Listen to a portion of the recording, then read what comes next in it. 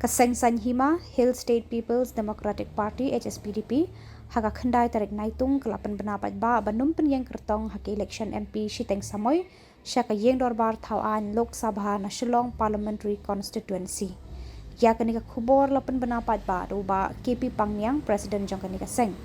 Uba Pangyang ula ongru ke HSPDP kum ka parti kanum kershan yu kertong ka United Democratic Party UDP walada kadon ha ka kenhun Regional Democratic Alliance Henry kan ailat bat kan ha ka jing start jeng kinong yalam jeng seng ha ki district yano kin kershan ha ki election MP Shiteng Samoy Banwan ula ongru ke HSPDP kam don lan ban penyeng lau jong u kertong ha kan nika kenti to na kaliang jong ka party HSPDP nim shom tun kre ban yele yang election ha ka election Samoy Shiteng Samoy naga banta gane ga MP Shillong Parliamentary seat kata gade ka lingkot da ngi tu kaliang jong gade ba uta candidate lene ban penye gade ka election atau kalau ada yang kacau kan kalian kayak di sistem kesan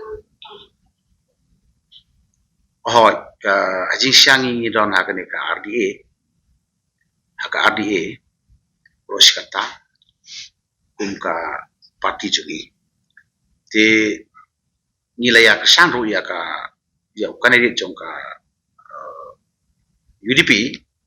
ka keteng jong ka RDA lah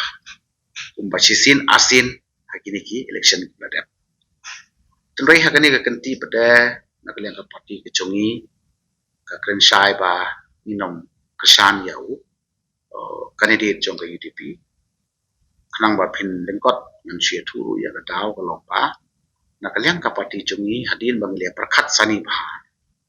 ngila kwa keng man penyeng lo jong sembol mo lo jong sembol la ka jong ka parti te rataru ngim ya poi ha ka jing ya monlang ha ka RDA te ka ba pa deru ngila ya persang ru ba lada kan ya bianglang ya ki ar parti ka RDA long here ban bu da komon sembol te ya kaneru ya persang ba dia kren kambe ke jing ya persat mut ke jing ya kwa jong kita kum ka parti te ya ka taru nyum la shuban penbaik na marba ka long ru le sia ka por ka ba lingkot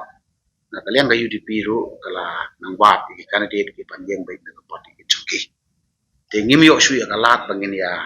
lelang ya candidate le common candidate te ngi ya kren berada ka basuk da ka ba sungtu pada yang to ka RTA kan ne sa markan pek da kam ta ki larger issue jong ka state he bra way te yau candidate ya mentahi na marba ngim yo lat ban ya baik ba te ni shahi ba ya menta ni nam don yo candidate ladehi but ni nom yeng lang ru ha ka jing ya kesan lang ku menswa yo candidate jong ka UDP dia lupa kesan agaknya